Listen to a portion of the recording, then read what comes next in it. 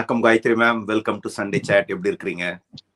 வணக்கம் தாமு சார், ரொம்ப நல்லா இருக்கேன். அனைவருக்கும் ஏஓஎச் நேயர்கள் எல்லாருக்கும் இனிய கிறிஸ்துமஸ் நல்வாழ்த்துக்கள் சார். அதோட நம்ம நிகழ்ச்சி நிச்சயமா. அதாவது நியூ இயர் வந்து முதல்ல தொடங்குறது ஆஸ்திரேலியால தான் தொடங்குது அப்படின்னு சொல்லுவாங்க. ஸோ அதே மாதிரி ஆஸ்திரேலியால தொடங்கி உலகம் முழுக்க இருக்கிற எல்லா சொந்தங்களுக்கும் கிறிஸ்துமஸ் அட்வான்ஸ் நியூ இயர் வாழ்த்துக்கள்.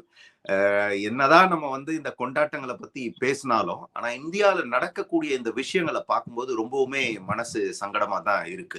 நம்ம ஒரு 2 வீக்ஸ்க்கு முன்னாடியே சொன்னோம். அண்ணாமலை அவர்கள் வந்து சொல்லியிருந்தார், அம்பேத்கர் அப்படிங்கிற பேரை வந்து ஒரு பொலிட்டிக்கல் மார்க்கெட்டிங் டூலா யூஸ் பண்றாங்க அப்படின்னு அவர் வந்து அது எப்படி அவர் வந்து கணிச்சு சொன்னாருன்றது தெரியல. ஆனா இன்னைக்கு பாத்தீங்க அப்படின்னா அந்த ஒரு பேரை தான் வந்து ஒரு மார்க்கெட்டிங் டூலாவே யூஸ் பண்றாங்க. அது வந்து அவர் ஒரு பெரிய மாமனிதர். அவருக்கான மரியாதையை கொடுக்காதவர்கள் வந்து பாத்தீங்க அப்படின்னா இன்னைக்கு அவரோட பேரை பயன்படுத்தி அந்த நாடாளுமன்றத்தை முடக்கி, ஏன்னா ஒரு நிமிஷத்துக்கு வந்து நாடாளுமன்றம் நடக்கிறதுக்கு வந்து ஆல்மோஸ்ட் ஒரு 2 லட்சம் ரூபாய் அளவுக்கு செலவாகுது அப்படின்னு சொல்றாங்க. அப்போ எத்தனை நாட்கள், எத்தனை மணி நேரம் வந்து இவங்க முடக்கும் போது எவ்வளவு மக்களுடைய பணம் விரயமாகுது அப்படிங்கிறது அவங்களும் யோசிக்கணும், மக்களும் யோசிக்கணும். நீங்க பார்த்திருப்பீங்க என்ன நாடகம் எல்லாம் நடக்குது அப்படிங்கிறது. சார், நீங்க ஆரம்பிக்கும் போது ரொம்ப கரெக்டா சொன்னீங்க. யாரெல்லாம் அவர் வாழும் போது அவருக்கு சப்போர்ட் பண்ணலையோ அப்படின்ட்டு.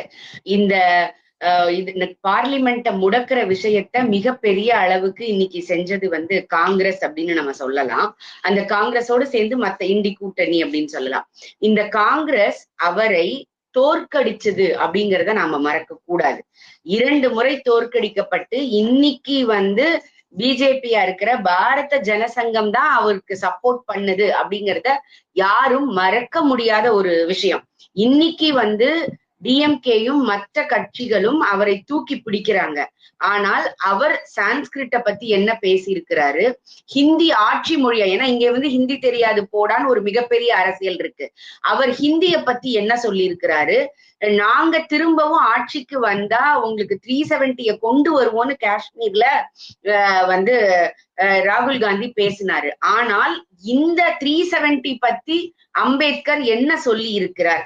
இவர்கள் வந்து கிட்டத்தட்ட 75 வருஷத்துல 50 வருஷம் காங்கிரஸோட கூட்டணி நாட்டை ஆட்சி செஞ்சது சார். அவர் பிறந்த இடம், அவர் படித்த இடம், அவர் வாழ்ந்த இடம் அத்தனையையும் இந்த கவர்மெண்ட் வந்த பிறகுதான் வாங்கி அதை நினைவிடமாக மாற்றி அவருக்கு மிகப்பெரிய மரியாதையை செஞ்சிருக்கிறது பிஜேபி அப்படிங்கறத இவங்க மறந்துடக்கூடாது. அதாவது இப்ப இருக்கக்கூடிய மத்திய அரசாங்கம் இவ்வளவு எல்லாம் பண்ணிருக்கிறாங்க. நான் நினைக்கிறேன் அவங்களும் வந்து இதை வந்து ஒரு பொலிட்டிக்கல் மார்க்கெட்டிங்கா எடுத்து அட்வர்டைஸ் பண்ணி இதெல்லாம் நாங்க பண்ணோம் மக்கள் இடத்துல எடுத்துட்டு போய் சேர்க்கலன்னு நினைக்கிறேன். அதுதான் இவங்களுக்கு வந்து ஒரு பெரிய அட்வான்டேஜா இருக்கு. அதாவது காங்கிரஸ் அப்படின்னா அவங்கதான் நமக்கு சுதந்திரம் வாங்கி கொடுத்தாங்க, அவங்க நாட்டுக்காக நல்லது பண்ணாங்க. நிறைய பேருக்கு ஒரு அந்த மாதிரி அந்த காங்கிரஸ் வேற இந்த காங்கிரஸ் வேற அப்படிங்கிறது மக்கள் கொஞ்சம் கொஞ்சமா புரிய ஆரம்பிச்சதுனாலதான் நீங்க பாருங்க, தொடர்ந்து 3வது முறையாக காங்கிரஸை தோற்கடிச்சு பிஜேபிக்கு ஒரு சப்போர்ட் அவங்க கொடுக்கறாங்க. இல்ல, காங்கிரஸ் மேல அப்படியான ஒரு மாயை இருந்தது. ஆனா இன்னைக்கு வந்து நாட்டுக்கு எவ்வளவு வந்து நாட்டினுடைய வளர்ச்சிக்கு எதிராக இருக்கக்கூடிய கட்சி அப்படிங்கறத அவங்களே காமிக்கிறாங்க. நீங்க அந்த இந்தி தெரியாது போடாங்கிறத சொன்னீங்க. அதாவது நம்மளுடைய எம்பிக்கள் 40 பேரை தேர்ந்தெடுத்து அனுப்பியிருக்கிறாங்க தமிழக மக்கள். அவர்களால நம்மளுக்கு என்ன பயன் இருக்கு அப்படிங்கறது இப்ப வந்து கண்கூடா பார்க்க முடியுது. தமிழ்நாட்டில் இருக்கும் போது ஹிந்தி தெரியாது போடா அப்படிங்கிறாங்க. இப்ப இந்த நாடாளுமன்றத்தை முடக்கக்கூடிய நேரத்துல பாத்தீங்கன்னா வெளியில வந்து ஏதாவது ஒரு போஸ்டரை வச்சுக்கிட்டு மற்ற ஆட்கள் வந்து ஹிந்தியில கத்தும் போது இவங்கள சேர்ந்து ஹிந்தியில கத்துறாங்க. சோ அப்ப நீ என்ன அர்த்தம் தெரிஞ்சு கத்துறியா, அர்த்தம் தெரியாம கத்துறியா? தமிழகத்துல இருக்கும்போது ஹிந்தி தெரியாதுங்கிற, அங்க வந்து ராகுல் காந்தியும் அவங்களுடைய தங்கச்சி பிரியங்கா காந்தியும் ஹிந்தியில கோஷம் போடும்போது நீங்களும் நம்ம தமிழக எம்பிக்களும் ஹிந்தியில கோஷம் போடுறாங்க. சோ எந்த அளவுக்கு மக்களை ஏமாத்துறாங்க பாருங்க. ஒரு 2-3 வாரத்துக்கு முன்னாடி பாத்தீங்கன்னா அதானியோட போட்டோ எடுத்துக்கிட்டு போனாங்க. அது வந்து ஒர்க் அவுட் ஆகல. அதுக்கப்புறம் பாத்தீங்கன்னா பிரியங்கா காந்தி வந்து ஒரு பைய சைடுல மாட்டிக்கிட்டு போனாங்க. அதாவது இந்த மாதிரியான ஒரு சீப் ஆக்டிவிட்டி. சார், எனக்கு இதுல ஆச்சரியம் என்னன்னா சார், நீங்க பாலஸ்தீன் அவர் ஐசான் பாலஸ்தீன், அவர் ஐசான் காசான்னு சொல்றவங்க இங்க இருந்து போன நம்மளுடைய மக்கள் வங்க தேசத்துல இந்துக்கள் வந்து அவ்வளவு, இந்துக்கள் மட்டும் இல்ல, நீங்க அது வந்து கிறிஸ்டியனும் அங்க மைனாரிட்டி தான். கிறிஸ்துவர்களாக இருக்கட்டும், இந்தியர்களாக இருக்கட்டும், சீக்கியர்களாக இருக்கட்டும், அப்படி கொன்னு குவிக்கும் பொழுது கூட ஒரு தடவை கூட இந்த இண்டி கூட்டணியில உள்ள ஒருவர் கூட அதை பத்தி பேசல அப்படிங்கிறதுதான் வருத்தம். ஆனால் அந்த இடத்துல மம்தா அவர்கள் வந்து சொல்றாங்க வங்கதேசத்துக்கு நீங்க இன்னும் வந்து கான்சென்ட்ரேட் பண்ணுங்கன்னு கேட்கிற இடத்துலயாவது மம்தா இருக்கிறதுனாலதான் இண்டி கூட்டணிக்கு நீ எல்லாம் தகுதி இல்ல நான் வரேன் அப்படின்னு சொல்லி உள்ளுக்குள்ளாரே ஒரு விஷயம் எமர்ஜ் ஆறத நம்மளால பார்க்க முடியுது. நீங்க கரெக்டா சொன்னீங்க, ஒரு நிமிஷத்துக்கு 2 லட்சம்னு. இதுவரைக்கும் இந்த பார்லிமெண்ட் செஷன்ல நியர்லி 170 crores மேல வீணா இருக்கு அப்படின்னு சொல்றாங்க. இந்த 170 crore அப்படிங்கிறது ஒரு இண்டஸ்ட்ரி, ஒரு 3000 பேருக்கு வேலை அப்படிங்கிற ஒரு விஷயத்த ஒரு ஸ்டேட்ல கொடுக்கக்கூடிய ஒரு விஷயம்.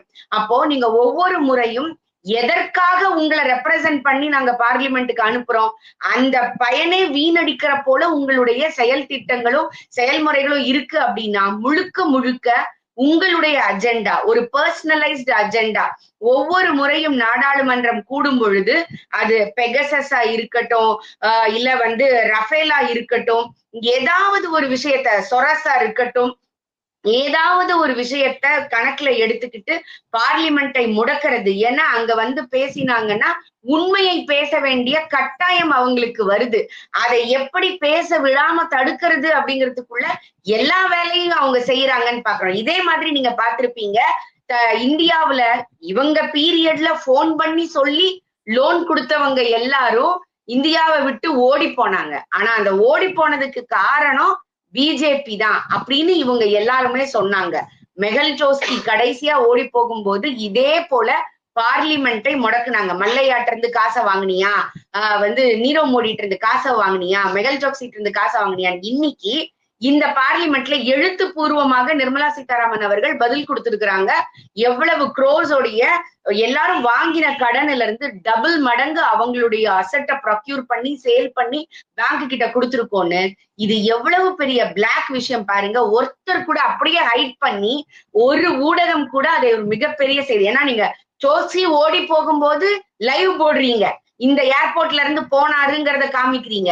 மல்லையா அந்த கண்ட்ரில இருக்கும்போது அவர் இங்க பாரு எவ்வளவு ஃப்ரீயா சுத்திக்கிட்டு இருக்காரு, நீ ஒண்ணுமே பண்ணல அப்படின்னு நாடாளுமன்றத்துல பேசினவங்க இன்னைக்கு அத்தனை பணத்தையும் திரும்ப எடுத்திருக்கிறாங்க. மல்லையா வேற சொல்லியிருக்கிறாரு, என்கிட்ட நான் 6000 கோடி வாங்கினேன், என்கிட்ட 14,000 கோடிக்கு மேல நீங்க வந்து இப்ப எடுத்துட்டீங்க அப்படின்னு சொல்லிட்டு.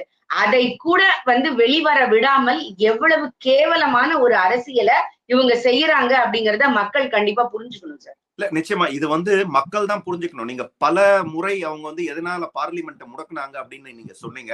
ஆனா அந்த ஒரு விஷயம் கூட உண்மைன்னு வந்து ப்ரூவ் பண்ண முடியல. சோ அதே மாதிரிதான் பாத்தீங்கன்னா இந்த அம்பேத்கர் விஷயம். ஏன்னா இதுக்கு முன்னாடி எடுத்த அதானி விஷயத்த அவங்களால ப்ரூவ் பண்ண முடியல. அதாவது இந்த அதானிங்கிறாங்களே, இப்போ இந்த ஆட்சி மாறி நாளைக்கே வந்து ராகுல் காந்தி வந்து பிரதமர் ஆயிட்டாரு அப்படின்னா அதானி வந்து நாட்டை விட்டு ஓடி போயிடுவாரா? அதானி இப்ப எத்தனை இண்டஸ்ட்ரீஸ் வச்சிருக்காரு, அதெல்லாம் மூடிடுவாங்களா? மக்கள் தான் யோசிக்கணும். அதாவது இந்த மாதிரி அதானி அம்பானி போன்ற அந்த தொழில் அதிபர்கள் வந்து நாட்டுக்கு தேவைப்படுறாங்க. அவங்க வந்து எந்த ஆட்சி வந்தாலும் எந்த அரசியல்வாதி வந்தாலும் அவங்களுக்கு ஃபேவரா இருப்பாங்க. அவங்க 2 பேருக்குள்ள ஒரு அண்டர்ஸ்டாண்டிங் இருக்கும். ஏன் இன்னைக்கு தமிழகத்துல இவ்வளவு பேசுறாங்கல்ல திமுக, அவங்களோட எவ்வளவு க்ளோஸ் ரிலேஷன்ஷிப் வச்சிருக்காங்க. ஒரு 4-5 மாசத்துக்கு முன்னாடி ஒரு இண்டஸ்ட்ரியல் எக்ஸிபிஷன் ஏதோ ஒண்ணு வச்சாங்க, இன்வெஸ்டர்ஸ் மீட். அதுல யாரோட வீடியோவை போட்டு ப்ரமோட் பண்ணாங்க? அதானி பேசக்கூடிய வீடியோவை தான் போட்டாங்க. இவர் வந்து இத்தனை குரோர் வந்து தமிழ்நாட்டுல வந்து இன்வெஸ்ட் பண்ண போறாரு அப்படின்னு அதை தானே போட்டாங்க. இந்த மாதிரியான இன்வெஸ்டர்ஸ் அந்த பிசினஸ் மேன் இருக்கும்போது தான் அந்தந்த இடத்துல வந்து தொழில் வந்து வளர்ச்சி அடையும். இதை வந்து மக்கள் தான் புரிஞ்சுக்கணும். ஆனா இந்த காங்கிரஸ் செய்யக்கூடிய விஷயங்களை பார்க்கும்போது நிச்சயமா வந்து என்ன சொல்றதுனே தெரியல. இன்னொரு ஒரு பெரிய விஷயம் நீங்க பார்த்திருப்பீங்க, கோயம்புத்தூர்ல ஒரு போன வாரம் வந்து ஒருத்தர் உயிரிழந்துட்டு இருக்காரு. அவர் வந்து குற்றவாளியா தண்டிக்கப்பட்டு பல வருடங்கள் வந்து சிறையில் இருக்கிறார். நீதிமன்றத்தால குற்றவாளி என்று தண்டிக்கப்பட்டவர். அவர் வந்து அந்த வயது மூப்பு காரணமா வந்து உயிரிழக்கிறார். அதை வந்து ஒரு பெரிய பேரணியா நடத்துறதுக்கு இன்னைக்கு இருக்கக்கூடிய அரசாங்கம் வந்து அலோ பண்றாங்க. சோ அது என்ன மாதிரியான ஒரு மனநிலை, இந்த அரசாங்கம் வந்து என்ன செய்ய முற்படுறாங்க அப்படிங்கறதே தெரியல சார். பேரறிவாளனை வெளியில வந்து கட்டி பிடிச்சவங்க தானே சார் இவங்க கிட்ட நம்ம வேற என்ன எதிர்பார்க்க முடியும்? யோசிச்சு பாருங்க. 50 பேருக்கு மேல உயிரிழந்து 200 பேருக்கு மேல காயங்கள் பட்டு வடுக்களோட இன்னும் அந்த கோயம்புத்தூர்ல இருக்கிறவங்க இருக்கிற இடத்துல ஒருத்தர் போய் அப்பா அப்படிங்கிறாரு, ஒருத்தர் போராளி அப்படிங்கிறாரு, ஒருத்தர் வாரியர் அப்படிங்கிறாரு. இன்னும் அவர்களுக்கு வந்து சிலை எடுத்து கொண்டாடல. அது ஒண்ணுதான் சார் இங்க மிச்சமா இருக்குதுன்னு நினைக்கிறேன். இல்ல அநேகமா திமுக அவங்களுடைய தேர்தல் அடுத்த தேர்தல் வாக்குறுதியில அதை சொன்னாலும் சொல்லுவாங்க, நாங்க ஆட்சிக்கு வந்து அவருக்கு சிலை வைக்கிறோம், அவருக்கு வந்து நினைவு மண்டபம் கட்டுறோம்னு கூட சொன்னாலும் ஆச்சரியப்படுறதுக்கு இல்ல. ரொம்ப சரியா சொன்னீங்க சார். ஆனா நீங்க யோசிச்சு பாருங்க, அந்த பேரணிக்கு அவங்க திடீர்னு கூட்டிட்டாங்க அப்படின்னு சொல்றாங்க. அதாவது அவருடைய உடல் நல்லடக்கம் பண்ணப்பட வேண்டும். அதுல எந்த மாற்று கருத்துமே கிடையாது. யாருமே அதை எதிர்க்கல. ஆனால் அவரை ஒரு போராளியாக சித்தரித்து ஒரு தியாகி போல நீங்க மாத்துறதுதான் நம்மளால ஏற்றுக்கொள்ள முடியலன்னு நம்ம சொல்றோம். அவர்களுக்கு அனுமதி கொடுத்து விட்டு இல்ல கண்டும் காணாம இருந்துட்டு அதை எதிர்த்து பிஜேபி போராடுது. அங்க போய் நின்னு அண்ணாமலை அவர்கள் போராடுறாங்க. நீங்க அதற்கு அனுமதி மறுக்கிறீங்க, அவர்களை கைது பண்றீங்க. அப்போ இந்த நாட்டுல உள்ள சட்டம் ஒழுங்கை பற்றி எப்படி ஒரு நம்பிக்கை வரும்? நீங்க யோசிச்சு பாருங்க. இதே விஷயத்துல நேற்று ஒரு நாள்ல மட்டுமே 2 இடங்கள்ல வந்து கொலை நடந்திருக்குது. அப்ப ரகுபதி அவர்கள் சொல்றாரு, இந்த தனி மனித கொலைக்கு வந்து எப்படி நாங்க பொறுப்பேத்துக்க முடியும்? அதாவது நீங்க பொறுப்பேத்துக்கணும்னு சொல்லல. சட்டம் ஒழுங்கு மேல ஒரு பயம் இருந்தா இது மாதிரி நடக்குமா அப்படிங்கறதான் நாம கேட்கிறோம். தொடர்ந்து அததான் சொல்றோம். இன்னைக்கு சட்டம் மேல நம்பிக்கை இல்ல, ஒழுங்கு மேல பயம் இல்ல. சட்டத்துக்கு பயந்தா அவன் செய்ய மாட்டான். செஞ்சா நீ ஒழுங்கு நடவடிக்கை எடுப்பன்னு பயம் இருந்தா அவன் அதை பயந்து சரியா இருப்பான். இந்த ரெண்டுமே செய்வதற்கு இவர்கள் எதற்கு அவங்களுடைய சட்டம் ஒழுங்கை யூஸ் பண்றாங்க? ட்வீட் போடுறவனுக்கும் இல்ல யாரோ மேல உள்ள காழ்ப்புணர்ச்சியில ஒரு விஷயம் கிடைக்கும் போது நீங்க பார்த்திருப்பீங்க, நீதிமன்றத்துக்கு வெளியில நடக்கிற கொலைக்கு நாங்க பொறுப்பு இல்ல அப்படின்னுவாங்க. யாரோ ஒருத்தர் பாவம் ஒரு சாமியார் மாதிரி இருக்கக்கூடிய ஒருத்தர் ஒரு ட்வீட்டை போடுறாரு, யாரோடய போன்ல பேசுறாரு, அதை வந்து அவர் ஒரு வீடியோவா போடுறாருன்னா அவரை வந்து கைது பண்றாங்க. ஆனா இதே செந்தில் பாலாஜியோட தம்பி பாத்தீங்கன்னா ஆல்மோஸ்ட் ஒரு 1.5 வருஷத்துக்கு மேல வெளியிலேயே இருக்கிறார். அவருக்கு தான் பிடிவாரன் இருக்கு, அவரை பிடிக்க முடியல. வீட்டுக்குள்ளேயே இருக்கக்கூடிய ஒரு சாமியார வீடு அவருடைய காம்பவுண்ட் சோரை எகிரி குதிச்சு போய் பிடிக்கிறாங்க. இதுதான் இன்னைக்கு தமிழக அரசாங்கத்தினுடைய சட்டம் ஒழுங்கு நிலை. சார் இதுல ரொம்ப ஆச்சரியமான ஒரு விஷயத்த பார்த்திருப்பீங்க சார். எப்படி வந்து இந்த மீடியாக்கள் இந்த விஷயத்த ஹேண்டில் பண்றாங்க. நம்ம முதல்ல இருந்து தொடர்ந்து சொல்லிக்கிட்டே இருக்கிறோம். நீங்க அந்த நபரை கைது செய்ய ரங்கராஜ நரசிம்மன் அவர்களை கைது செய்த விஷயம் வந்து எதனால அப்படிங்கிறது எல்லாருக்குமே தெரியும். ஆனால் இன்னைக்கு அந்த துணை முதல்வரோட உள்ள அந்த விஷயம் முழுக்க முழுக்க மறைக்கப்பட்டு எப்படி அதை டைவர்ட் பண்ணி எடுத்துட்டு போறாங்க அப்படிங்கறத பாருங்க. அவர் வந்து ஒரு எம்பர்ஜியர்ன்றவர் வந்து கம்ப்ளைண்ட் கொடுக்குறாரு அப்படின்னு சொல்லி சொல்றாங்க. அந்த கம்ப்ளைண்ட்ல கூட அவர் வந்து என்கிட்ட கேட்காம என்ன ரெக்கார்ட் பண்ணிட்டாருன்னு சொல்றாரே தவிர இப்ப வரைக்கும் நான் இத ஆடியோல பேசல, இதுல வந்து மாஃப் பண்ணப்பட்டிருக்கு அப்படிங்கிற மாதிரி எதுவுமே சொல்லல. அப்போ எவ்வளவு அழகாக இந்த ஊடகங்கள் அந்த விஷயத்த நீங்க வந்து சனாதனத்தை ஒழிப்பேன் அப்படின்னு சொல்றீங்க, ஒரு இந்து பண்டிகைக்கு கூட நீங்க வந்து ஒரு வாழ்த்துக்கள் சொல்ல மறுக்கிறீங்க, கடவுள் இல்லைன்னு சொல்றீங்க. என் பையன் கையில வந்து விநாயகர் பொம்மை வச்சுட்டு என்னன்னு கேட்டா அது ஒரு களிமண்ணுன்னு நான் சொன்னேன்னு சொல்றீங்க. இத திரும்ப திரும்ப எதிர்பார்க்கிற இந்துக்கள் தான் முட்டாள்கள்னு நான் சொல்லுவேன். ஏன்னா அவங்க வந்து பகிரங்கமா சொல்றார், நான் வந்து ஒரு கிறிஸ்தவன், நான் ஒரு கிறிஸ்தவனா இருக்கிறதுல பெருமை அடைகிறேன்னு சொல்லக்கூடிய ஒரு ஆள் கிட்ட நீங்க போய் எனக்கு வந்து இதுக்கு பண்டிகைக்கு நீங்க வாழ்த்து சொல்லல, அந்த பண்டிகைக்கு வாழ்த்து சொல்லலன்னு எதிரே பார்க்காதீங்க. அவர் வந்து நம்மளுக்கு வந்து வாழ்த்து சொல்லணுங்கிற அவசியம் இல்ல. அவர் வாழ்த்து சொன்னாலும் சொல்லலனாலும் அவர் ஒரு திமுகவுடைய கட்சிக்காரரா யாருமே அதை எதிர்பார்க்க மாட்டாங்க சார். அப்ப நீங்க சமூக நீதி பேசாதீங்கன்னு சொல்றோம். எல்லாருக்கும் சமமானவர்கள்னு சொல்லாதீங்கன்னு நம்ம சொல்றோம். நீங்க வந்து உங்களை கிறிஸ்தவர்களாக அடையாளப்படுத்திக் கொள்கிறீர்களா, தாராளமா அடையாளப்படுத்திக்கோங்க. அது உங்களுக்கு பெருமை. அது எல்லாருக்கும் அவரவர்கள் மதம் அவரவர்களுக்கு புனிதமானது, மேன்மையானது. ஆனா எப்ப நமக்கு பிரச்சனை வருது, நீ வந்து இறக்கோன்னு சொல்லும் போதுதான் நான் அதுக்குள்ள வர வேண்டியது இருக்குது. சனாதனம் டெங்கு போன்றது, சனாதனம் வந்து ஒரு கொசு போன்றது, அதை வந்து ஒழிக்கணும்னு நீங்க பேசுறீங்க இல்லையா, அதை பேசிட்டு இந்த விஷயத்துல ஈடுபடும் பொழுதுதான் உங்களுக்கு அதை பத்தி நம்ம கேட்க வேண்டியது வருது. இல்லைன்னா மற்றவர்கள் எல்லாம் வந்து துர்காமா கோயிலுக்கு போறாங்கன்னு பேசும்போது நாம என்ன சொல்றோம், அது தனி மனித சுதந்திரம், அதை நம்ம பேசக்கூடாதுன்னு சொல்றோம். ஆனா நீங்க வீட்டுல ஒரு கொள்கையும் வெளியில ஒரு கொள்கையும் வச்சிருக்கும் போதுதான் இதை பற்றி பேச வேண்டிய அவசியம் வருது. நீங்க துணை முதல்வராக இருக்கிறதுனாலதான் வாழ்த்து சொல்ல வேண்டியது உங்கள் கடமை அப்படின்னு நாம சொல்றோம். நீ ஒரு திமுக காரன்ட்ட போய் நம்ம இதை கேட்க போறதே இல்லை. அப்படி கேட்டோன்னா அதை விட அசிங்கமான விஷயம் எனக்கு வேற எதுவும் இல்லை. ஏன்னா நீ என்னையே நம்பல, என்னுடைய கடவுளை நம்பல, என்னை மதிக்கல, அப்படி இருக்கும்போது நான் உங்ககிட்ட வந்து வாழ்த்து வாங்கிதான் நான் செலிப்ரேட் பண்ணணும்னு எந்த அவசியமும் கிடையாது. அப்போ அதை நீங்க மறந்து போறீங்க அப்படிங்கிறதுதான். ஏன்னா இந்த விஷயத்துல கூட எவ்வளவு அழகாக இந்த விஷயத்தை மடைமாற்றி ஏற்கனவே அவருக்கு உள்ள பல எனிமிக்களை வந்து ஒன்று சேர்க்க வச்சு இந்த விஷயத்துல இருந்து அவர்கள் யாரையும் உதவி செய்ய விடாமல் எந்த அளவிற்கு எவ்வளவு அழகா காயினேஜ் பண்றாங்க பாருங்க. இந்த திறமை வேற யாருக்கும் இல்லைன்றத நாம மறுக்க முடியாது சார். நிச்சயமா அந்த திறமை இருக்கிறதுனால தானே இன்னைக்கு மன்னர் ஆட்சி பண்ண முடியுது. சோ அதுதானே கருணாநிதியோட தனித்துவமே. அதனால தானே அவரை வந்து அரசியல் ஞானி அப்படின்னாங்க. சோ இதெல்லாம் வந்து நடக்கக்கூடியதுதான். சோ அதாவது இந்த நீங்க வந்து சமூக நீதியை பத்தி பேசுனீங்க. சமூக நீதிக்கும் திமுகவுக்கும் குறிப்பா கோபாலபுரம் குடும்பத்துக்கும் சம்பந்தமே இல்ல. அதை வந்து நம்ம வந்து எதிர்பார்க்கவே கூடாது.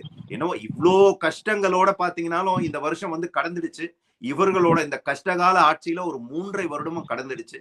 சோ இன்னும் இருக்கக்கூடிய காலத்துல என்ன கஷ்டங்கள் வரப்போகுது அப்படிங்கிறது தெரியல.